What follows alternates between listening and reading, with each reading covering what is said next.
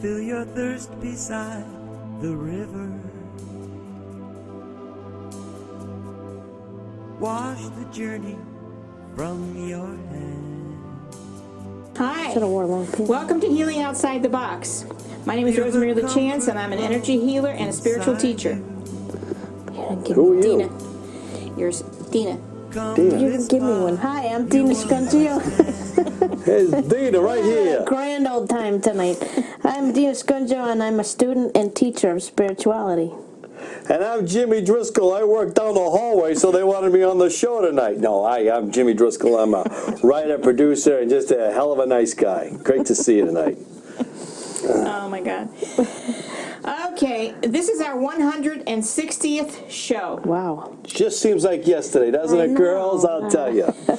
This is a live show now, and you can call in. And while we'll still have guests from time to time, we're also doing this show from the Life Explained series by Hans Wilhelm, and we'll give you food for thought information about spirituality based on his teachings on his series. We'll play two DVDs, and after it we'll have dialogue about it. We encourage you to call in and ask your questions, or just call in and say hello. And if you want, you may write letters to this station, and we'll answer them, or on the show, or privately if you prefer. Or you may email me. It's not a religious show, and no matter what religion or belief you follow, the information we give you will only enhance your beliefs. We don't try to convince you of anything. If you have a group that will be interested in what we show here, I'd be glad to come and teach them from the Life Explained series. We will give you our contact information at the end of the show. To find out what shows are playing in your area and when they are playing, please contact the public service channel in your town. Also, please like our show on Facebook under Healing Outside the Box, and enjoy the show. Okay, after that kind of rough start that we got to, and I was looking the wrong way all that time. Thank you, and we're going to play the first DVD right now.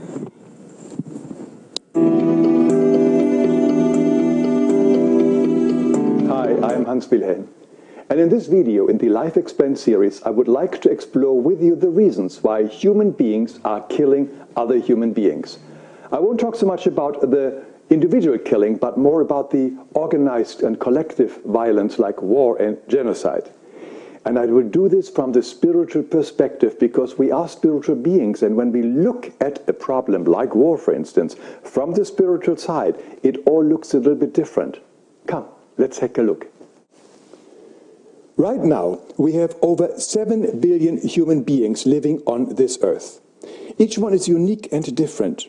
But they all have one thing in common. They all are souls who have incarnated for a very short time into human bodies. And their true essence, as well as their souls and their home, is divine love. And love is always oneness. The all that is. This love is unconditional, unlimited, and all-inclusive. We are all totally linked to this love with each other. No one is separate, even if it appears that way here on earth while we have our individual bodies. Our emotional default setting is love, which means that all humans are at their core good, loving, caring, and want to help and cooperate. It's not just wishful thinking. It is a scientific fact. Humans have a deep-rooted aversion against killing fellow men. And that's the reason why soldiers often are given drugs or pounding music to do their work. We are helpful creatures. Think of instance of the outpouring of love and help at 9/11 or the earthquake in Haiti. That is our typical response to any strangers in need. Because we feel for each other, we are vibrationally linked with each other. We are one. We are hardwired to assist others and also live in peace and harmony with each other. That is our natural state of being. Having said that, so why do people then go to war? Now let's look at it a little closer. For many, life on earth is very hard, and people have forgotten their true home and source from where they came. So they feel alone and separate, and therefore we are naturally drawn to others of similar interests, appearances or genes, beliefs, values or whatever. And we are enjoying a sense of kinship with people who are similar like us, something we all share and have in common. Such groups can provide comfort and sense of home during our short life here on earth. This is the law of attraction and action. Like attracts like. It can be very nourishing, helpful, and even fun to be part of such a group. But things are a bit different when we look at religious groups or governments. In such groups, sooner or later, leaders will emerge who want to use the group, or better, the group energy, for their own personal goals. Now, here is this emerging leader. And what does this leader do? What does he tell the group? Give him a big megaphone here. It's always some catchy slogans, just to flatter our ego. Like, for instance, we are the greatest. We are Allah's beloved children. We are the chosen ones. We are the master race. We are the greatest nation ever. And so on, and so on. But it can even be a reversal slogan like, we are the persecuted one. We are the disenfranchised one. It's the same type of flattery for our ego, which thrives on being special and more important and deserving than others. These slogans are repeated over and over again, and they make our chest swell. And after a while, we start to believe them, believing that we are better than others. These slogans separate us from others. And now we have got the us and the them. This is the basis of tribalism. Our tribe versus the others. But the leaders are smart. They give us more than just slogans. They also give us symbols, like a flag, for instance, or a hymn, or a cross, a star, special outfits, rules on haircuts, on clothings, dogmas, rituals, special holidays, baptism, circumcision, tradition, anything to make us special and to bind us to the tribe. And we proudly wear some of these symbols on our neck as jewelry and on our lapel or as a bumper sticker. We even pledge allegiance to these symbols, although the first commandment clearly says, do not have other gods or idols before God. But this is now the crucial point. This is what it is all about. Energy. We have now given our own personal power and energy away to that leadership, idol or slogan. Now we have given our ability to be in control and in charge outside of ourselves, and thus allow others to dictate us that what we must do and how we must live. Ever wondered why nationalism and patriotism were invented? They are totally contrary to our true nature. Remember the wise words by Albert Einstein. Patriotism and nationalism are the infantilism of mankind. He also compared them with a childhood disease of a nation like measles. Nationalism and patriotism are all tribal propaganda for the sole purpose to manipulate and exploit the masses. They have no other purpose. Now the next thing is that the leader tells us that human beings are selfish and evil by nature, which of course, as we have said earlier, is not true. And we better protect ourselves from those who are not like us, our enemies. And now we have got enemies. To rule and to hold a tribe firmly together, it always requires an enemy. And now the tribe creates a wall around itself. This can be a passport or a membership or anything, or even a real wall. Think of the countries of past and present that have actually created huge walls around themselves, cutting themselves off from their neighbors. Of course, we are told by our leaders that this is only for our protection. Now, with nationalism and patriotism comes the profitable military complex into the pictures. Now we all get guns. Wow. And again, which we are told it's only for our protection and defense only. But remember, no people have ever attacked other people unless they were indoctrinated, enticed, or brainwashed by their leaders. We are not hardwired to hate or kill other human beings. That we need to be taught. Do you remember the wonderful song from South Pacific by Roger and Hammerstein? Don't worry, I won't sing it to you, but I will read you the lyrics. You've got to be taught to hate and fear. You've got to be taught from year to year. It's got to be drummed in your dear little ear. You've got to be carefully taught. You've got to be taught to be afraid of people whose eyes are oddly made and people whose skin is a different shade. You've got to be carefully taught. You've got to be taught before it's too late, before you're 6 or 7 or 8, to hate all the people your relatives hate. You've got to be carefully taught. Hating is one of the first steps to war. Now let's look what happens when we think our tribe is so special and we separate ourselves from the rest. This is the whole. It is life or love. And remember, love is unconditional, unlimited, and all-inclusive. This is a constant exchange of energy. That's all what life is basically all about. The mystic would say that everything is kept alive by God breathing in and out. But look what happens when we cut a piece off from this whole. This piece no longer receives the energy from the whole. It may even have a wall around itself, make it even more separate.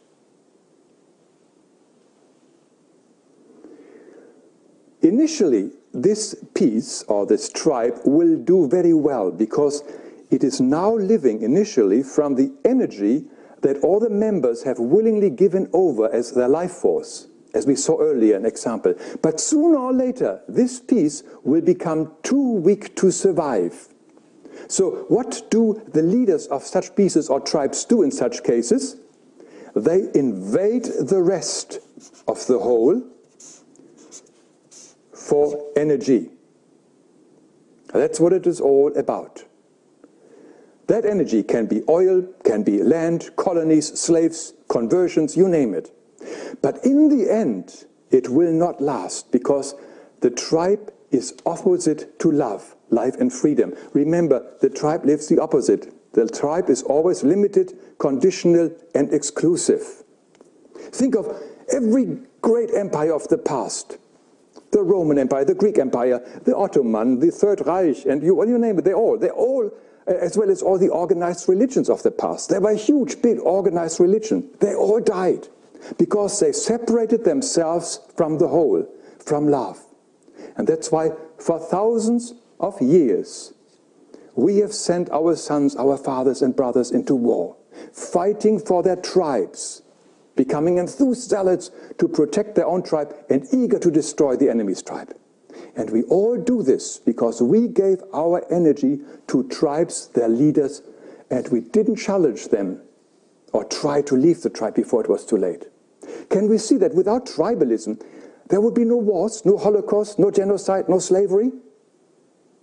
Only he who no longer identifies with any tribe can become compassionate, not only with the victims, but also with the aggressor. But I like my group, the people I hang out with, you might say. And there's nothing wrong enjoying the kinship with others and groups with whom we share things in common. But giving our power or energy away to tribal identity or leaders is contrary to our true nature and to life and freedom. I came to set you free, said the Master, because tribes always bind us, which is the opposite to love. Love is unlimited, unconditional, and all-inclusive. But tribes are limited, conditional, and exclusive. We are cosmic beings, free and infinite beings who have come here to earth for a very short stay. And as eternal beings or souls, none of us is a Catholic, a Latino, black, Jewish, gay, or any other group or tribe. These are only roles which we play here on earth for a very short time, often depending on where we were born. Our soul and our true essence are well above such limiting and confining concepts or tribes. Look at this beautiful earth as it hurls with incredible speed through space. It's a living organism that functions and flourishes only on cooperation, not separation. And as human beings, we are all crew on this magnificent spaceship Earth and are responsible for its well-being as well for each other's well-being. But for as long as any crew members believes that they are part of a better, superior, or more devout tribe or class than anybody else, we will continue wars and other forms of organized killings. Yes, we all can live in peace and harmony together. It's possible. For instance, people of all different ethnic backgrounds, beliefs, races, and sexual orientations are now living in relative harmony together on the Northern American continent. Admittedly, it took a few hundred years to get there, and it's far from perfect. But it's a beginning, and it feels good. Yes, it's definitely possible. Thank you for watching. I hope you will join me again soon.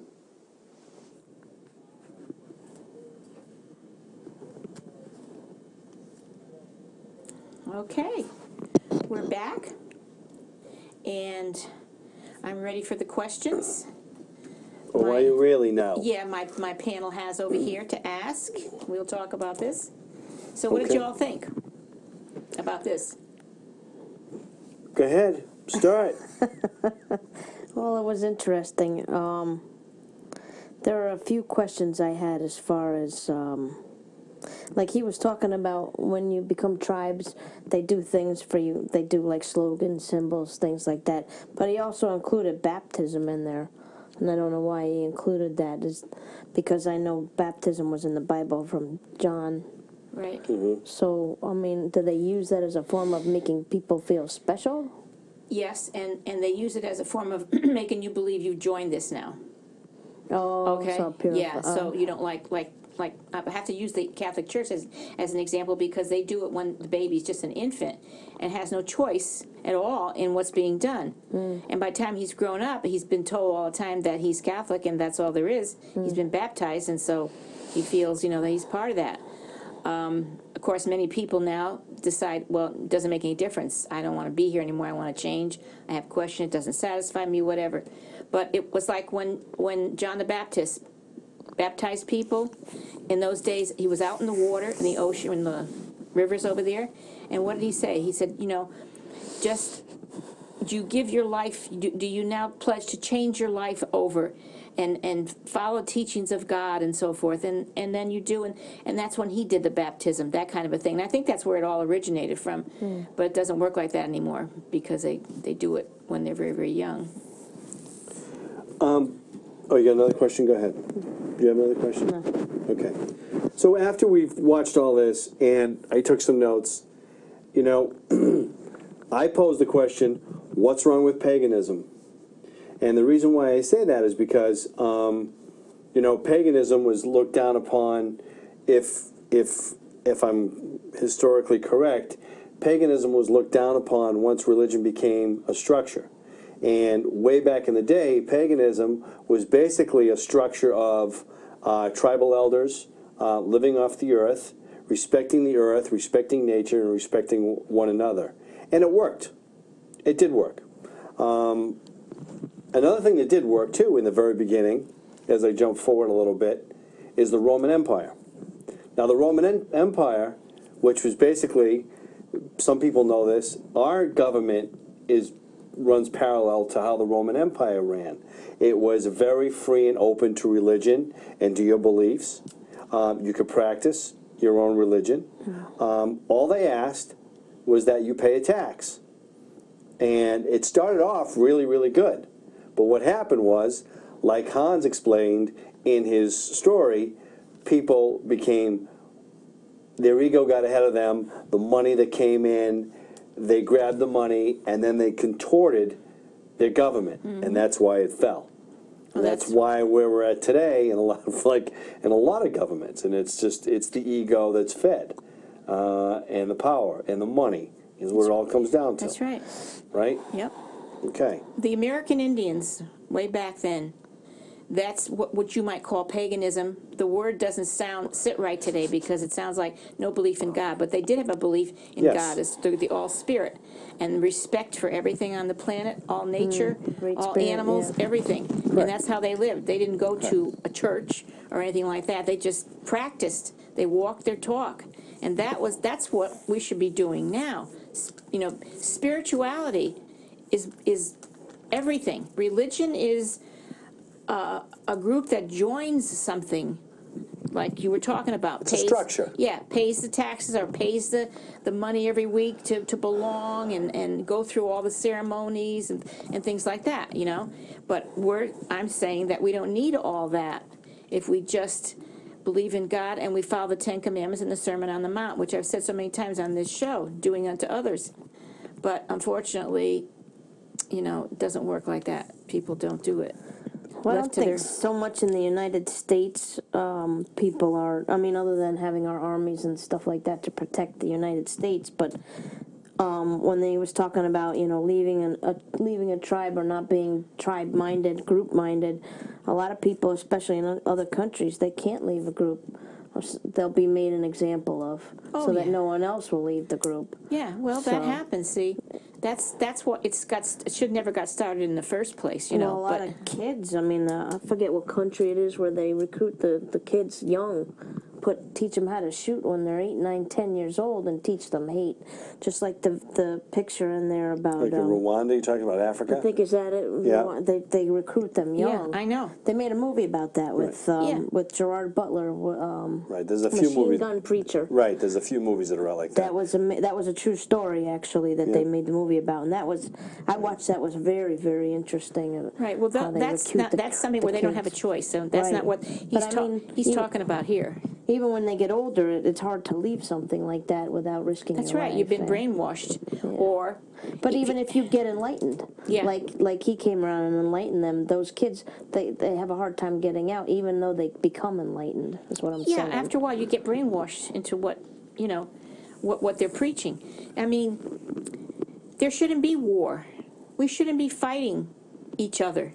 We shouldn't have to protect the United States. We shouldn't have any of those things.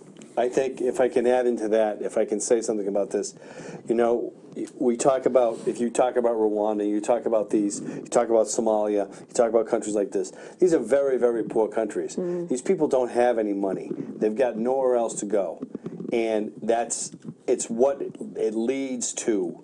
You know, if a country had some kind of wealth, if there was trade, if there was purpose, you know, it changes the economic structure and it changes the psyche, and there's more of development, and I believe in that. If I could jump ahead on one other thing I wanted to say to the audience here, there's a great book that's out. It's very old.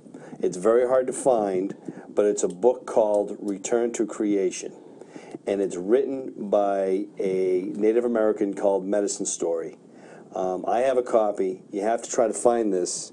It basically gives you almost a tribal structure between the elders and the individual and Earth itself, and thanking great-grandfather and respect of oneself to your neighbor and to your tribal elders and to everything around you, and it's the perfect equation, and it works.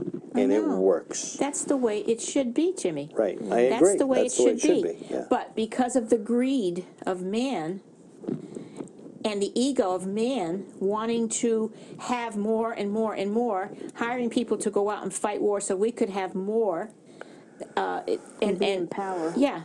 and a lot of people who their self-esteem is really low and they want to belong somewhere follow these kinds of things. That's how that story in Waco, Texas evolved. Yeah. They wanted to be something, but some of the things that he did and that they believed in him about, that was amazing. But that's what happens. People like Charles Manson and people like that, they're a magnet for people who can't think for themselves, who have low self-esteem. If anybody who preaches tells you that you should be against someone, run away from them. Because we shouldn't. The whole world should be one big family. There shouldn't be borders. There shouldn't be walls. There shouldn't be anything. We're all one big family. Skin color and the way the eyes are and where we live and all that doesn't make any difference. We all have the same color blood. We all bleed the same. We're all family. And I wanted to bring something up. People have always said to me, well, in the Bible, especially in the Old Testament, God said to go fight these wars. Fight wars, so I do this, okay. What that is that wasn't God, the one God. That was gods with a small g. Gods of everything that people worshiped that time. And it's called polytheism. It's polytheism. And you could look it up, and it is the belief in worshiping many gods. And these gods, they didn't know that. They called them God. They thought it was from him when it was all these different gods were telling them what to do. And when it was written up, that's how it was written up, that it was the original God. Now, if you think about it, how would a loving God tell someone to go kill one of his children?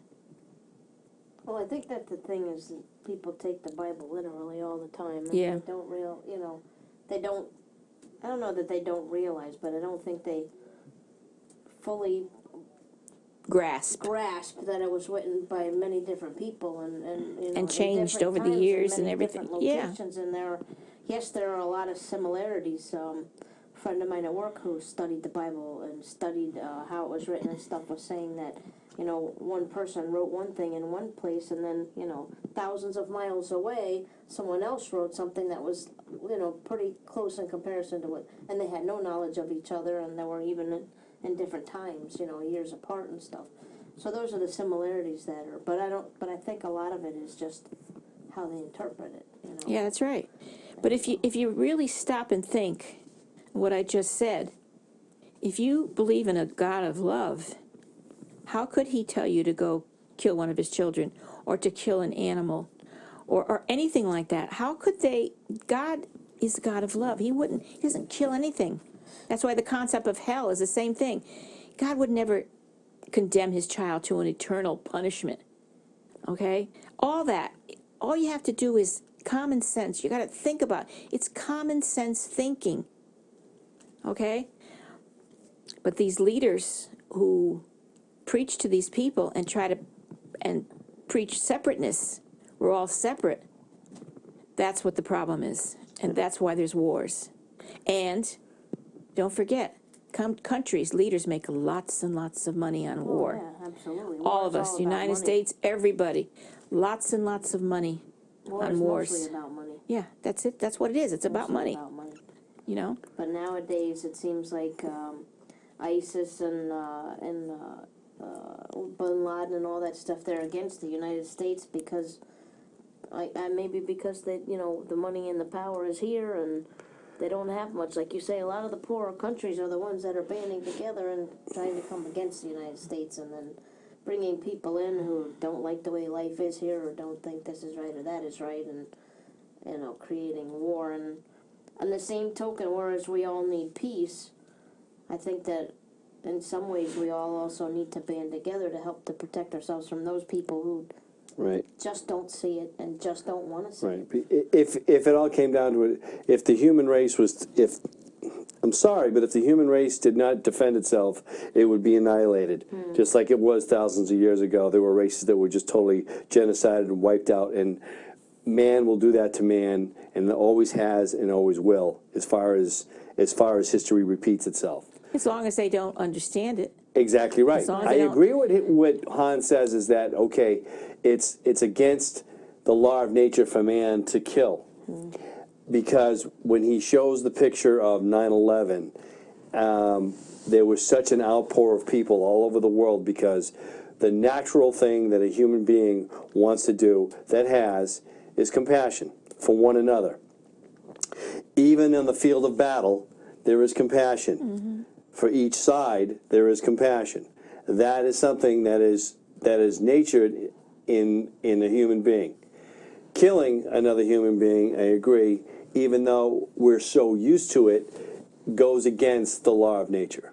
That's I why agree with that. so many of our poor soldiers come home with that, what is it, PTSD? Post-traumatic stress disorder. Yes, because it's not in them to kill. And when they go and they do that, and not only men, they have to kill women and children who have bombs on them and so forth, it goes against the grain of their soul. And they come back and they're never the same anymore. No. So I've it's had many wrong. of those These people. leaders of the countries, they sit up there in their ivory towers, untouched, reaping all the rewards of everything and sending our poor men all over the world out to fight their battle so they can have money. If people could realize the concept of that and stop being like a puppet and understanding, maybe they could do it. The saying, what if they gave a war and nobody came? And there's another saying, nobody ever wins a war. No. No one. Because people are Not going to really, die in the end, yeah. and suffer. Yep. But they figure that they're nameless names. Most of them are nameless names to people, and it's like when you watch a movie and a nameless person dies, you really don't care because you don't know them. We've been desensitized. Except for the character that you've come to know, that's the one you care about. Yeah. The people who are killed on the wayside that you don't know, you don't think about it. That's a good point. It's a good point. Don't think about it at all. So, that's the same thing with war. Most people don't know the people involved. And so they don't think about the price of it. They don't think about the death, but our men are right out there in the front, and they're going through this. Men and women. All the time. Men and women. I'm sorry, men and women. You're on right. the premise of fighting for our country and Yeah. protecting our country, and thank God for their courage, I say. Thank God for their courage for protecting us against the outside and knowing the cost of war. And these people who leave their families and their children behind and go to fight and then sometimes don't come home. I mean, it's sad. But what's the lesson we're trying to teach here? What's the lesson we're trying to put out to everybody is to stop teaching hatred and stop teaching separation of everything, separation of color, separation of religion, separation of everything. I mean, everybody should. I mean, United States is a free country, and it's easier here to follow what you want to follow and believe in what you want to believe in, although there still is a lot of hatred. But a lot of other countries don't have that freedom. Still, after all these years, they still don't have the freedom to believe in what they want to believe in and practice what they want to practice, and that's sad. There are people all over this world that are just like the person next door. If you stripped away the government, you stripped away the policies and all that, and you put them all in one room, they all find out that we all have something similar. We all get along. I don't know if we get along. I mean, we misunderstand one another, but there is compassion in everybody in that room at some point that they can relate, they can connect, and understand, or try to find the same answers. That is there. That exists. But it's clouded by what goes on. What the media gives us, what happens, how things excel or decline in whatever civilization. And it's a hard thing to break. It's a very, very hard thing to break. It's like the movie that you made That movie. just like your movie. Such a perfect example. Perfect example of not trusting the guy because of who he was. Right. Thinking automatically that he was guilty The fear. because of who he was. Right. Yeah. Right. See, that's what these leaders do. They hire people to teach the men and women of the country who are able to go fight that there's an enemy there, and you have to kill the enemy. When that's not true at all. All it is for their own money, their own greed, what they want for themselves. It's not true. And what are they going to do? Yeah, you have to go out and do that. Even when they have revolutions within themselves, they get angry and they fight among themselves. What does that ever solve? It never solves anything. But people don't understand that. But if we can enlighten people enough to teach the children now about love and Brotherhood of oneness man. and brotherhood and everything Yeah. like that, and maybe eventually, as the world goes on, we'll get to a point where there'll be less and less wars and less hatred We're and hoping. more tolerance and more oneness. I mean, I know that it says somewhere in the Bible about, if there was no bad, how would you know how good was, and different things like that. There has to be an equal amount of everything. But I never could understand that saying. I really couldn't understand that saying. If there was no bad, you wouldn't know bad, you wouldn't do bad, you wouldn't feel bad, you wouldn't want bad. Things would be good all the time. See, but we need the bad because we need the bad. We create the bad. we need drama. Yeah, we love drama. That's why we're here. That's why we left heaven. That's why I keep saying I was floating around on a cloud and I got bored. I mean, I think that's the biggest reason a lot of people left. Drama. Wanting to come to a different place. I don't know why else we all would have left heaven and come here. Well, that's a whole nother story, Oh, yeah. as I told you before. It started at the beginning. Yeah, At the beginning I of could tell time. you why we left. I could tell you all that stuff, but it's not on our show right now. But, well, that was something I was going to say about, all right, well, anyway, unless people teach that we have enemies, these things are not going to stop. These wars are not going to stop. This fighting is not going to stop. But, oh, that's what I was going to tell you. The news. You brought up the news. The news, you know, is censored by the government. They only tell us what they want us to hear. And they make it sound bad, make it sound worse than it is. And the news is not filled with all the good things that happen, because no one wants to know about that. They just want to know bad things. Once in a while, throw in something nice about an animal or somebody saved somebody's life, but mostly it's not. And on the TV now, on the shows, the new shows that are coming out, there's so much violence. Oh my God, there's so much violence. And there's so much... Because it's in high demand. Yeah. And People are demanding it. and there's so much, I don't know how to call it, degenerate sex things that go on in the TV, on regular shows now, and things like that. It's like that's what people want, and that's what people, the producers, directors, the writers, that's what they give them. See, but That's where the money I is. also see where people are starting to wake up, and that's a good thing. There's a divide. There's Yeah. definitely a divide. And the only way for this to change is within one another.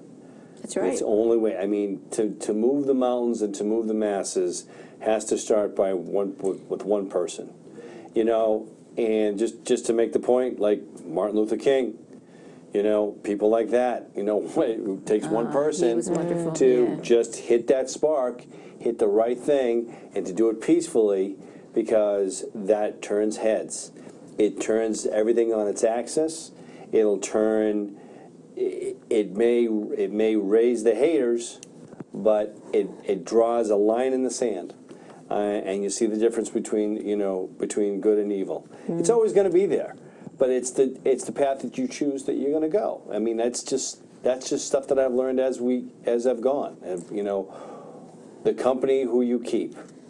It's your frame of mind and the company that you keep will create the peace that you want in your world. That's right. It's what Gandhi said.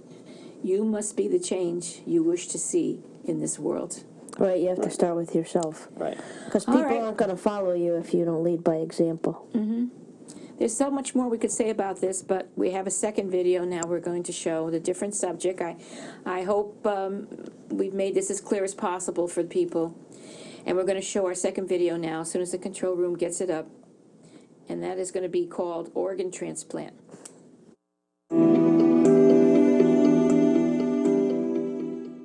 Hi, I'm Hans Wilhelm.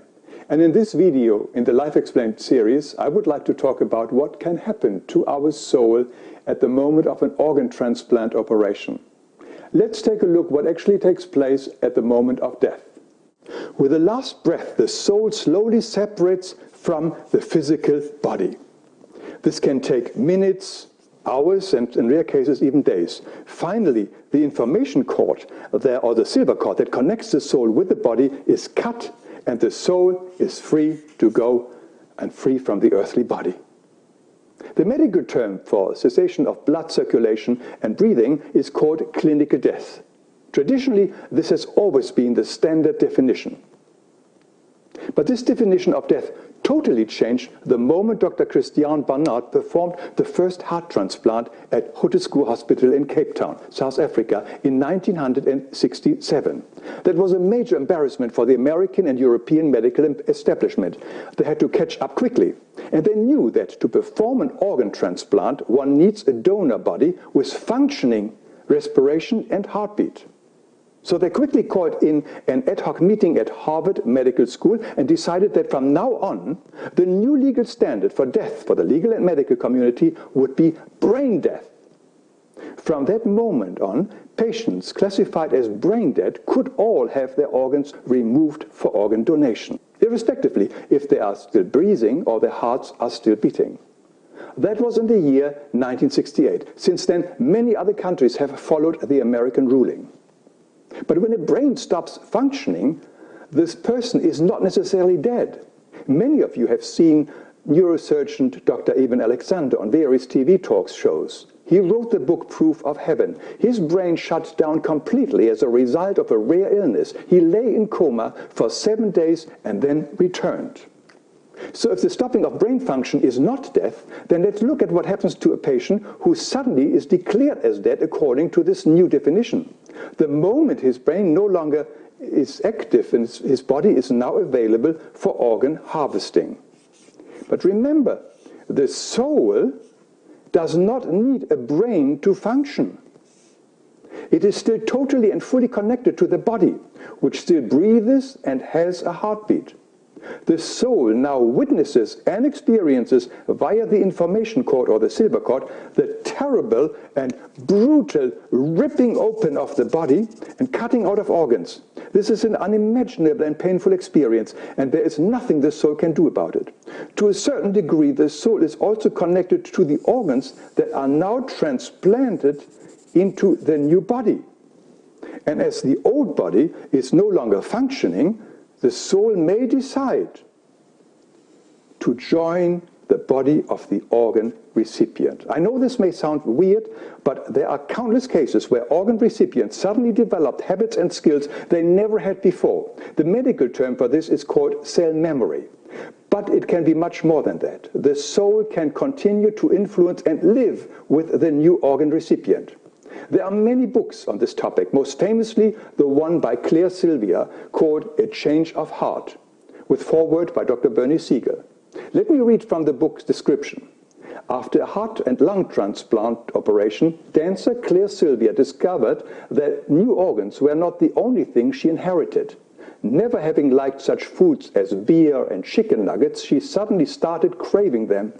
After an extraordinary dream, she seeks out the family of a donor, a teenage boy who died in a motorcycle accident, and learns that it is indeed possible for two souls to merge in one body. End of quote. Every person has the right to his own choice when it comes to organ donation. I completely respect that, and I hope that this video has given you some more information to make the choice that is right for you. And if you'd like to know more about the subject and about what happens to the soul at and after the moment of death, you may find this book very helpful. It is called Everyone Dies for Himself Alone by Gabriele of Würzburg.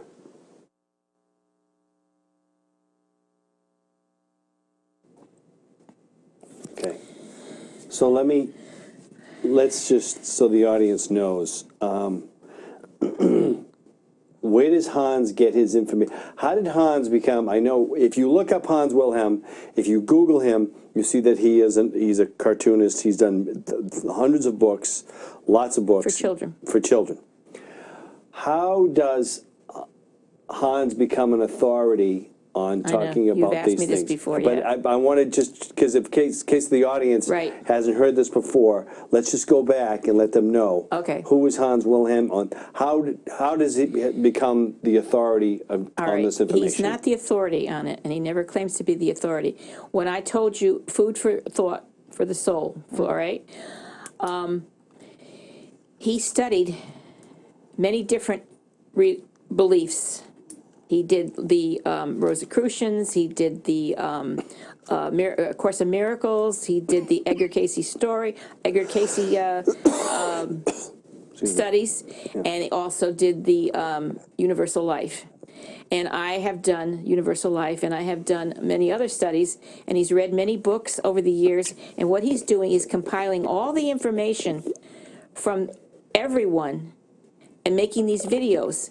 So it's like, this show is about alternative everything. Okay. So we're trying to give people another way of thinking. If you believe that you have a soul, if you believe in God, if you believe in a heaven, if you believe that life goes on, okay, which many people don't, they cling to life so desperately. Dying is like the most horrible thing.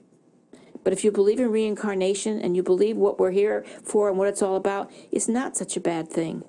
It's bad for the people who are left behind. But that's what it is. He's not an authority. He never claimed to be an authority. And when he comes on this show, we're going to have him on this show, you can talk to him about that. You can ask him and he'll tell you what I've just told you. And just giving people another way to look at life. I mean, what we've been doing so far, we haven't been making out so well. Things haven't changed so well. We're still like we were in the days when Christ walked the earth. We didn't listen then, we're not listening now, and we're still having the same problems, like the wars and the killings and the murderings and the lying and the stealing and the cheating and on and on and on and on and on. So, I don't think it's quite as bad as it was then. well, no, then it was blatantly done. Yeah. Now it's more hidden. You It's don't more hear all of hidden, it. Yeah. But I don't think it's as bad as it was. I think people are more knowledgeable these days. Oh, they were very barbaric in those days. No, they're still barbaric. Yeah. I'm sorry, oh, they yeah. still are. Yeah. Okay, well, there you go. It's So- just media shows it more often now. I mean, people were so appalled all of a sudden ISIS beheadings. They've been beheading people since the beginning of time. Right. That's how they do it. All right. So, this is what this is all about. When we're all attached to our bodies by the silver cord, Yep. so to speak. That's why Christ could bring Lazarus back in those days, because he was still attached. Once that cord's broken, the spirit can't come back into the soul. But many people who pass over don't know where they're going. They don't know that they should move on. They should go to the light. They should talk to their teachers and that are all around them trying to help them. They cling to life. They cling to the body. And when you're cutting the organs out and the soul is still connected, that's what he's talking about. It's painful. And then they'll follow, just like there's lots of spirits in cemeteries because they stay where their body is. They don't know where to go. They don't know anything. All the religions don't really have a clear picture of exactly what you do when you pass over. It was confusing to me. I never found out the real truth until I started the studies like Hans study, and then things started to make sense, and reincarnation and all that. Well, that's pretty scary. I think that's why a lot of people are afraid to die. But they're not taught that there is anything after death. Yeah. So when that happens, That's they're right. terrified. That's right. But I also don't think, like, when you're saying that, people cling to life and all that, that's one of the fears. But also, you only get one chance to be who you are now. Like, you'll only get one chance to be Rosemary, and you'll only get one chance to No. be Jimmy. So I think you need to make the most of that No, life. who I am now is who I was before. It's who I am on the other side. It's who I am when I finally get back to heaven. But a very refined version of me. That's what people think. They think that when they pass over, they lose their personality. They lose who they are. Well, I You don't are think- who you are, always. You're Dina. You will be Dina. You may have a different name, be Susie.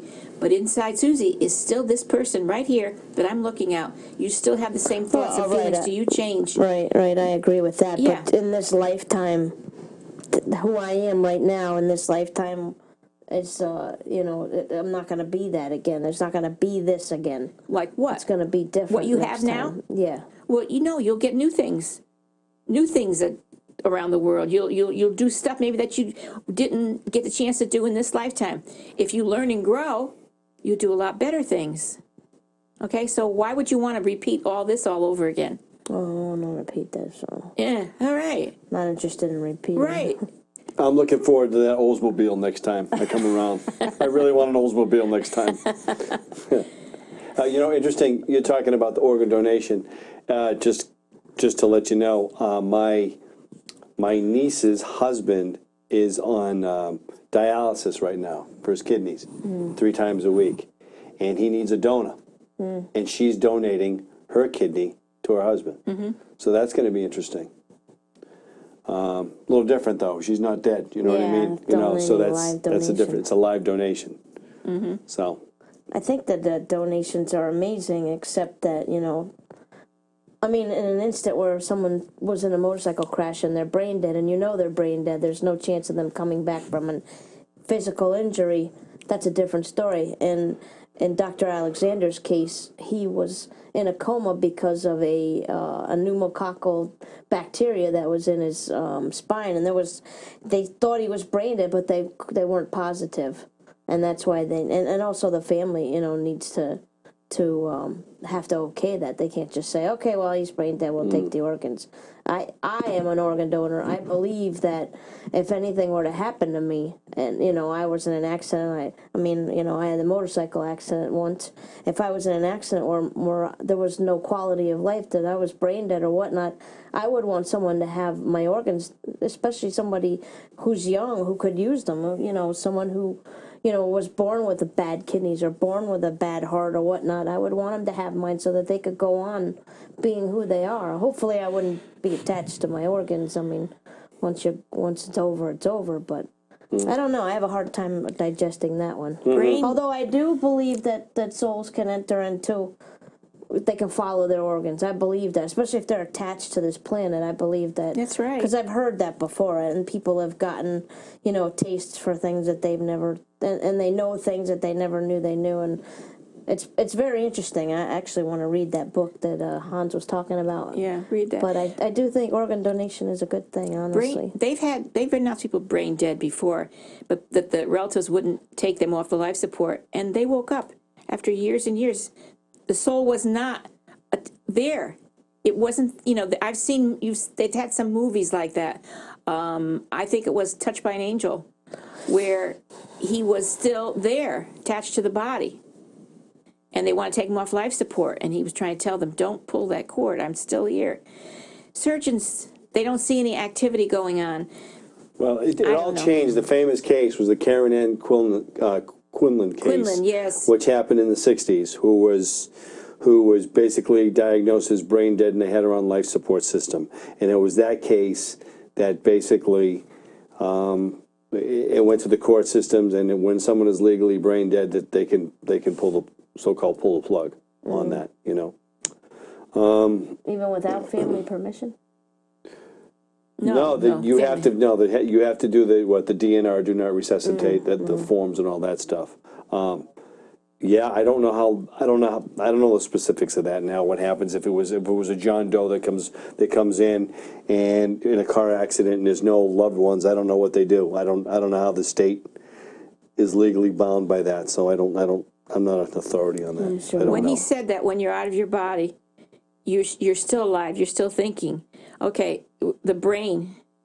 We are not our brain, and we are not our body. The brain only functions because our spirit is inside the body.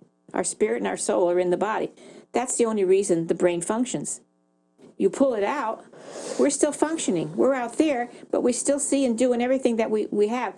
But we don't have the body anymore to move around here. The only reason we have the body is to get here, because this is what this is, a dense planet. Everything is, solid. We're having a common dream about this earth, what we're doing here and everything. I wonder how many times they've tried to do a brain transplant to see if it would be successful. Other than young Frankenstein. Imagine if you could transplant. Don't use mine. Tell you right now. Don't use mine. Or women who have had hysterectomies, if they could get a transplanted uterus so they could have children, or, things like that. Someone who had cancer. I don't think there's been any of that, any transplant. I don't know. I've never heard if there's been. I know there's been surgery, but I don't know if there's ever been a transplant. What scientists want to do, doctors, is prolong life. What they want to do is not let people die at all. Okay? Well, people don't want to die. People don't want to die. Why not? I mean, what do you want to do? Well, the people who have big money who pay big money to stay alive because they like the life the way it is and they don't want anything to happen. And all their friends are dying and everybody else is going and they outlive people, and then after a while, it's been put into movies all the time, This is what it is. This is what man wants to do. They want to create life and they want to prolong life and they want to stop people from dying. Well, then, what are we learning? What's going on? What's ever going to change for us, But it's like you said, people don't have any concept of that kind of thing. All they know is now, I want to stay alive. I want what I have. A lot of people don't understand or don't believe in reincarnation, so they don't want to lose the life they have. I know. Well, why do elderly people, I know of certain cases, and I know certain people who are old, who've lost all their friends, have lost their wives, their children have died, and they're still alive, and they live in a home, or they don't want to be here anymore. Right. They wake up every morning and they're angry. I'm still here. I'm still here. What the So That's because they have to be. when you come into the earth, when you're going to die, is predestined. Yeah. Everybody dies on time, as Hans was saying. Everyone, and he's just not him. I mean, it's been said all over the place. Everyone dies on time. And if they're suffering or they're going through whatever, it's just part of the karma, things that they have to learn and what they have to go through. That's why we don't put people to sleep. You know, somebody says, we put animals to sleep, we should put people to sleep. No, no, no. You should be surprised that what you can work out when you go through whatever you go through before you pass over. If you're going through something like that. Sometimes people go through such prolonged pain. Yes. Well, this whole thing with the Kevorkian, all right, the right to die, terminally ill, no chance of coming out of it, and that is now in the court system. You can turn your own, you can commit your own suicide, legally commit your own suicide. So that's interesting. But you know what happens when you get over there and you committed suicide or you commit your own suicide, whatever. Even people who do suicide, and I think we have a video on that. When you get over there, you find out that you're going to have to do it all over again anyway. You're going to have to come back and take up where you left off and go on because you didn't finish what you set out to do. And so you have to do it anyway. So that's the unfortunate thing about it. Well, see, what we're just trying to do here is give people food for thought information to try to enhance their lives, make their lives better, help them to understand. So many people say, why? Why did God take this person away from me? Why did they take my child? Why did they take this? Why did they do all that? Why does God do that? Why does God let people die? We're trying to give you the information about why these things happen. I mean, grief is a terrible thing, and it can destroy some people. So we've only got a few seconds left here. I don't believe in prolonged pain and suffering. No, but they help you at the end with the with the morphine and so forth when it gets that close, All right, so I'm going to leave on a joke. Okay, Jewish grandmother is on the beach with a little nephew playing on the beach, right? All of a sudden, a big rogue wave comes in and washes the kid away. He's gone. All right? All of a sudden, the grandmother drops to her knees. She looks up to the heavens. She goes, God, why you take my grandson? Why you take my grandson? Haven't I been a good grandmother? I take him to Seder. Why you do this? All of a sudden, the wave comes in and washes the kid back up on the beach. He's loving it. He's giggling. He's fine. And all of a sudden, there's a clap of thunder. And she is, there, are you satisfied? And the grandmother looks down at the kid. He had a hat. That's adorable. It's never enough, is it? That's cute. Was great. I think we're about the time that we're going to give our contact information now. Yes. To learn more information about this show or any of our past shows, please contact us at whitebuffalo8@comcast.net, or to reach me, my phone number is 203-627-7966. Website is www.rosemarylachance.com. And to write a letter, the address here is NHTV, 127 Washington Avenue, North Haven, and we're also on Facebook under Healing Outside the Box, where you can like us and learn more about our shows and all our past shows and guests. Feel the comfort So, good night. inside you. Thank you for watching. Yeah, thanks for all those phone calls. Well, now we're at a different time, different day and everything, so the only way I have of getting